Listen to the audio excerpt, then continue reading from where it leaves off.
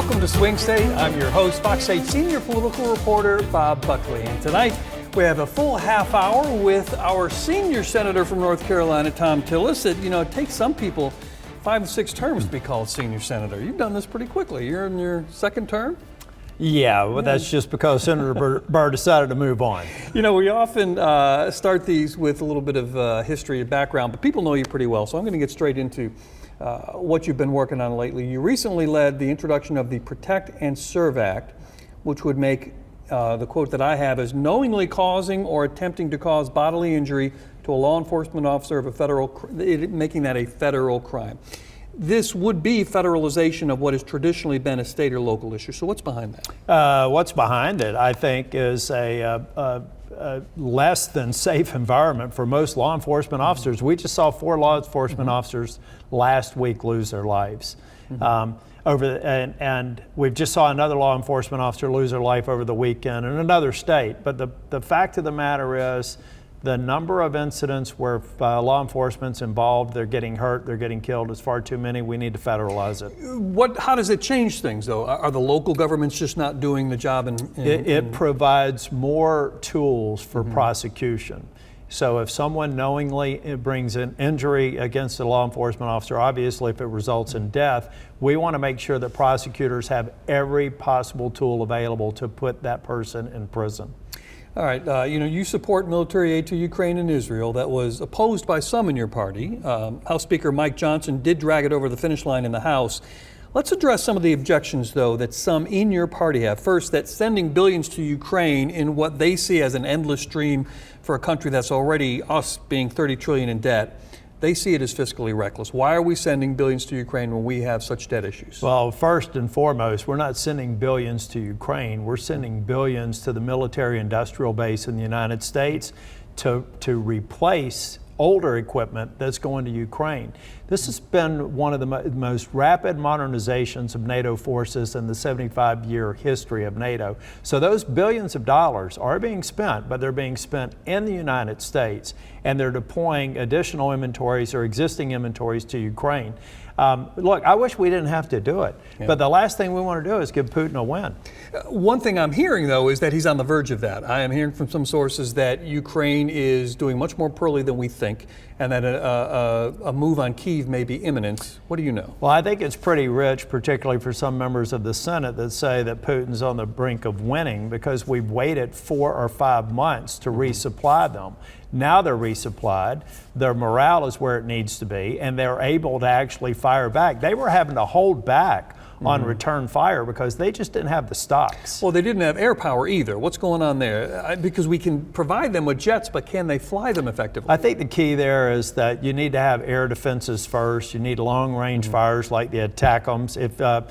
If they have the training and limited circumstances, they would use it. But take a look at Russia. Russia's got one of the most sophisticated air forces in the world, and they're hesitant to use it. So you have to keep that in mind. It's got to be a balance. I think having that air threat is important, but also having those on the ground HIMARS, ATACMS, those sorts of weapon systems are equally as important. Others in your party, including fellow North Carolina Senator Ted Budd, wanted to see the southern border secured before trying to secure borders in other countries. Do they have an argument? I think that it's always important to recognize the southern border is a mess. Biden has destroyed it. Over 9 million encounters, destroyed border security. 9 million encounters since Biden took office, but you can't equate the two.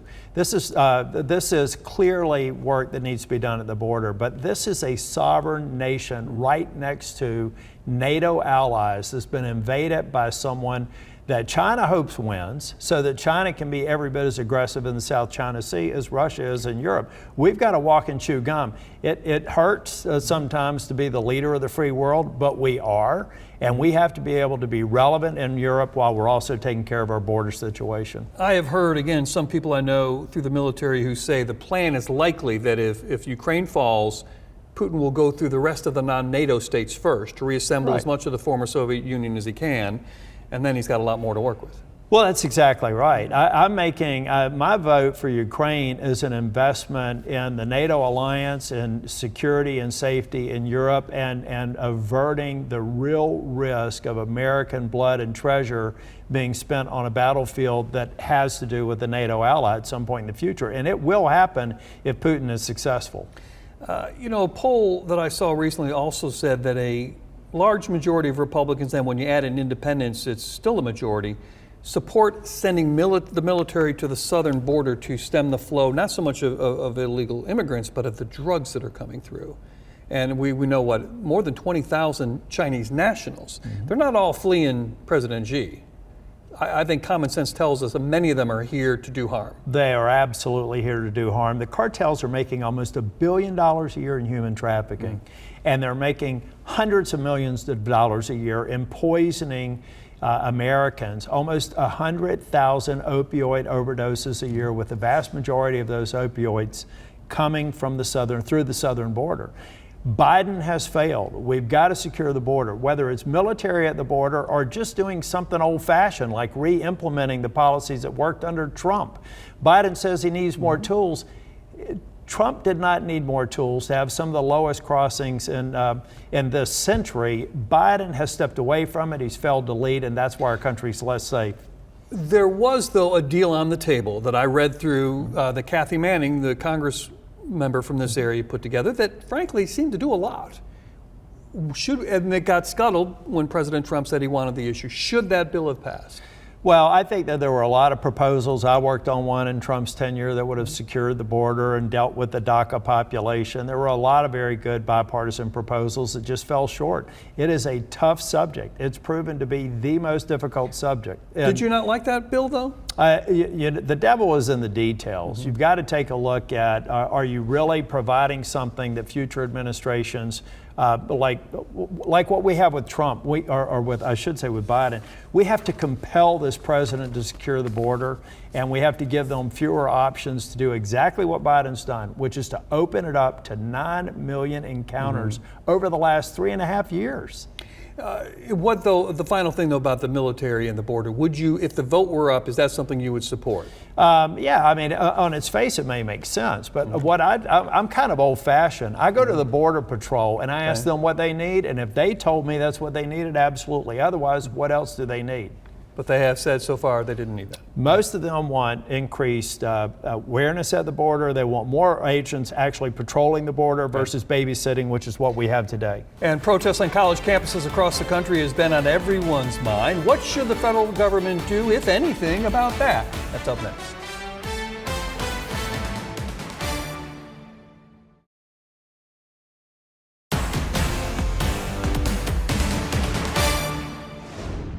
Welcome back to Swing State. Tonight we have U.S. Senator Thom Tillis with us, and one of the hottest issues, of course, is what's going on with these protests around the country, not just on college campuses. We've seen no unrest there. We saw some at the a little bit of it at the UNC graduation that I happened to be at a little while ago. What do you make of the pro-Palestinian protests and how we as a society and a government should be reacting? Look, I'm okay with any pro-Palestinian message that divorces itself from Hamas. Mm-hmm. The problem that I have is we're not recognizing why we are here among these protesters. We are here because of the events of October the 7th.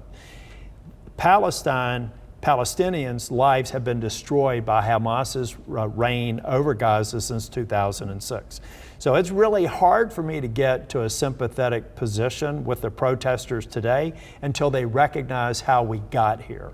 And we got here because of Hamas and a terrorist regime that is hell-bent on destroying Israel and the United States. Yet I saw a poll that said something like 87% of Gazans support Hamas.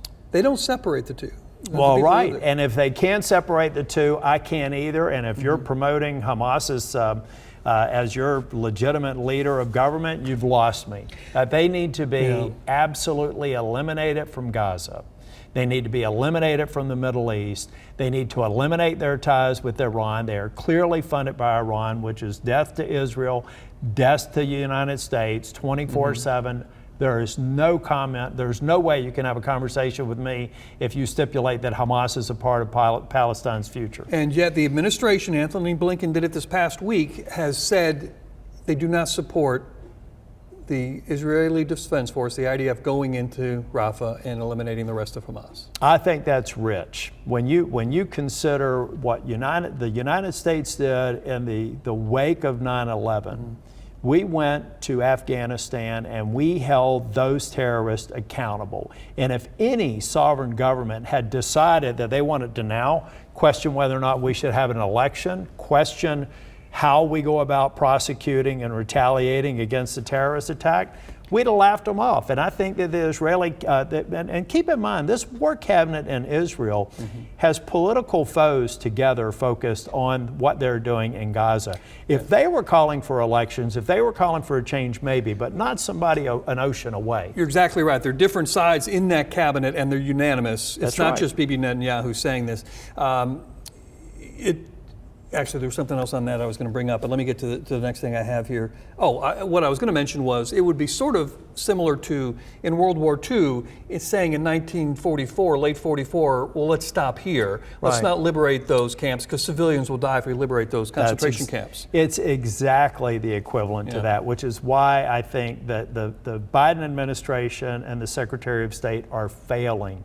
You do not take options off the table for one of our greatest and most powerful allies in that part of the world. Yeah. The Wall Street Journal has done some excellent reporting on who has trained a lot of these pro-Palestinian activists. You may have read some of this. Many of these activists, if not a majority, aren't even students. Do we have any intelligence about whether this is, I'm wondering if all the protests was pre-planned before October 7th, if the Iranians seem to be behind most of this. Did they have a plan for several years? We'll attack on October 7th and then we'll protest around the U.S. Well, like there's always that latent capability. I think most of what we're seeing now actually occurred after October the 7th. I've had protests. I had thousands of leaflets dropped in my neighborhood the day before Christmas Eve. The fact of the matter is there's a lot of paid protesters. There's a lot of non-student, fake student protesters. And that just should actually even further undermine the credibility of the so-called pro-Palestinian movement. You haven't been shy about some in your own party.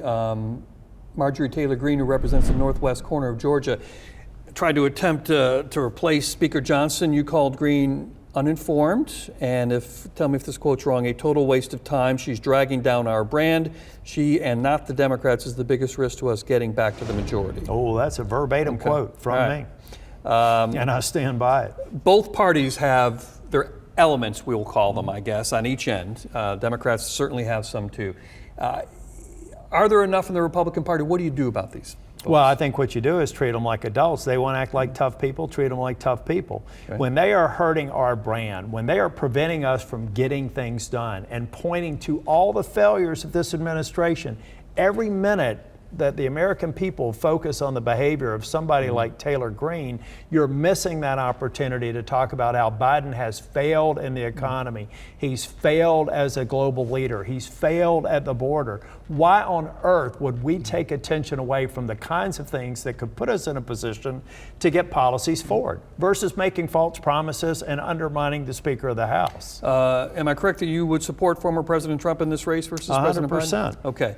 His opponents are claiming that he will turn the office into a dictatorship and that, as President Biden has said on multiple occasions, democracy is on the ballot. What do you make of that? I think that we have a thriving democracy that just proved how healthy it was on January the 6th. We were stress tested on that day. We certified the election and we moved on. I think the Democrats are trying to talk about democracy, the end of democracy, threat to democracy. That messaging probably comes right out of the liberal marketing department. I don't buy it. I think that President Trump did a good job in the 4 years that he was in office. We have 3 healthy branches of government. I will defend vigorously the Article 1 branch, the branch that I'm a part of. And President Trump's going to do everything he can to make the Article 2 branch powerful, and I'm sure we'll get in a few disagreements along the way, but I like the alternative to Joe Biden. He talks about, at least hints at, President Trump does, some type of retribution. Is that just his typical I bombast? think it's campaign. It apparently motivate some people in our party. I actually don't want to look at retribution. I want to look at how we can get this country back to where it was pre-Biden. And the key things are what? Because we only have a minute left in this, but we have another segment we'll do. But what, off the top of your head, is the biggest thing? It's the kitchen table topics. People are not optimistic about the economy. They're paying about $1,000 more a month just to make ends meet than they were before Biden was in office. The border's out of control. The world's on fire. There are clearly foreign countries that are trying to challenge us that wouldn't do it if Donald J. Trump was in office. We all know that. Well, we probably need to rebuild the military a bit too. 100%. Okay.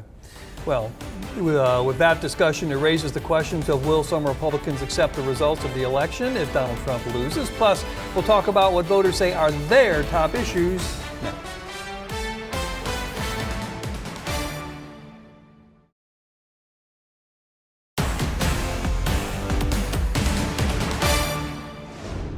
Welcome back to Swing State. I'm Bob Buckley. We are talking with North Carolina Senator Thom Tillis. Just before the break, we talked about the idea of will some Republicans, particularly President Trump, accept the results if he loses in November. And I bring this up partially because he's not the only one who said this. I saw Tim Scott on a national talk show a lot like this one where he was asked and he hemmed and hawed around. And Tim Scott's a respectable guy. I was a little surprised he did. Are we going to have any problem with that, you think, if the President Trump loses? I don't think we will. I think we'll have to go through the same process we did in 2020. I mean, we'll have to review the results. If there are improprieties, then we'll examine them. But I don't think we necessarily have to assume it's going to be all the hoopla that people are trying to make of it right now. Well, I just moderated an event and did a whole report on something called North Carolina Trusted Elections that Bob Orr, the former Supreme Court Justice, and Democrat Jennifer Roberts, former mayor of Charlotte, have put together through the Carter Foundation. And it was really impressive how secure and legit our election is, at least in our state, and I think in most states. Until people see it and hear all about it, they don't realize that. It will be interesting, though. What if President Trump does win? Are we going to hear from the political left that same argument? Are they going to say they don't accept the election? We probably will, because people forget that even in 16 it came up, that it wasn't a legitimate election. So this is not new. Right. That's what I mean. So we do the same drama, the play will end the same way, maybe a little bit more drama, but we'll be past it and we'll have a certified election next year. Very good. You know, Quinnipiac, a well thought of poll, shows a big split on the question, is democracy working? Democrats 66 to 31% say yes. Republicans 62 to 33% say no. I have a hard time thinking almost 2/3 of Republicans don't think it's working. Yeah, I do too. I think I think that has more to do with, is democracy working under Joe Biden? That number sounds about right, and it's not working very well under Joe Biden. Well, let's talk about some of those issues. But the institutions of democracy are working great, and like I said, January the 6th proved that. With the greatest challenges that you could possibly imagine, the Congress remained convened, cleared the Capitol, and certified the election. That was like the ultimate stress test, and we passed it. And that said, we're not looking to repeat that. No, it wasn't one of my more enjoyable days in the U.S. Senate. But the fact is, that is a true stress test. Other nations have failed with that kind of a challenge. We got back to business and got it done. Yeah, the 1790s in Paris didn't go well. That's exactly right. That's why Edmund Burke was not a fan of the French Revolution, completely different than the American Revolution. We could do a whole segment on that if we wanted to. All right, let's talk about the top issues, though. For Republicans, it's immigration and the economy. 52% make it their top issue, the Republicans, the immigration, and they say 27% of the Republicans say economy. For Democrats, it's democracy. Their worries about democracy. It's their number one issue at 32%. The only other two that make double digits for being the number one issue are climate change and gun violence, is how it's put in the poll. Independents, 23% say the economy, 23% immigration, 19% say democracy. So we just saw those on our screen. What does this say? I mean, how do we attack these things? If the Republicans gain control, what do you do? Just go back to the Trump era policies on immigration? Is there anything else we do? I think we absolutely have to get the border under control. We're never going to have a discussion about immigration reform until we have an administration that has credibility on sealing the border and forcing an orderly entry. But I really believe that the second Trump administration is going to be about getting the economy back on track and settling down the global situation, which between Ukraine, what's going on in the Middle East, and China's continuing and increasing aggression in the South China Sea, we got a lot of work to do. So I think it's going to be economic security, national security. All right, we'll get into the economic stuff in a second, but now that you brought up the world being on fire, who would be the key players in a Trump administration? Just a sec. Mike Pompeo looks like he might be in, and we saw him in the last administration. Who else would be the key figures are you hearing? Well, it'll be interesting to see. I would love to see some of the folks that were responsible for the financial side of the House and Treasury and Economic Council, those sorts of folks come back. But I'll leave it to the president to figure out who his cabinet's going to be. Well, what's the tenor, though, on the Hill? Do you think people are open to being in a second Trump administration? I think so. I think it depends on the various members, their interests. But I also think that President Trump will probably go out to the private sector again, which proved helpful to us, particularly again in the area where I pay most attention in banking, financial regulation. You know, the most underappreciated position in America is Chief of Staff for the White House. Right. Let's see who he picks there. James Baker, one of the all-time greats at that. All right, so the economy, what do we do? You know, because we often say, and certainly people in your political bent often say, government can't really do all that much. It can do more harm than good. So what do we do to get inflation under control, to get GDP back up, get this deficit under control? I think the first thing you need to do is unwind regulations. I mean, we'll focus on the tax and jobs, the jobs and tax cuts that we did in 2017 have to be re-implemented next year. But President Trump needs to spend the first 90 days just rescinding all of the overreaches of the regulations, the executive orders, energy exploration. There are a number of things President Trump can do without needing a single action by Congress, just by reducing and eliminating all of the overreaches of the Biden administration. Then we have to get serious with respect to tax reform, job creation, and balancing our budget. We've got to recognize that we're in about an 8-year window of a fiscal crisis driven by the debt. We've got to be the fiscal conservatives and get people to eat some broccoli instead of all this candy the Democrats have been passing out for the last 3.5 years. Well, it goes back beyond that, we must admit. It goes back to George W. Bush put a big stimulus that he sold as one-off. That President Obama came in and said, well, I like that, we're going to keep that going. And so then we had COVID spending. None of this is rescinded. No, I agree. And I think that we have to have a serious discussion about Social Security reform. We can do it without hurting anybody that's on it. Medicare reform for the same reasons, Medicaid. If we don't get that mandatory spending under control, you can't balance the budget. 10 seconds, are we optimistic? I'm always optimistic. It's the greatest nation that's ever existed. Very good. Well, that is it for tonight. Please tune in or set your DVR to record Swing State each week to get the kind of in-depth look at the key issues that shape our community. See you next time.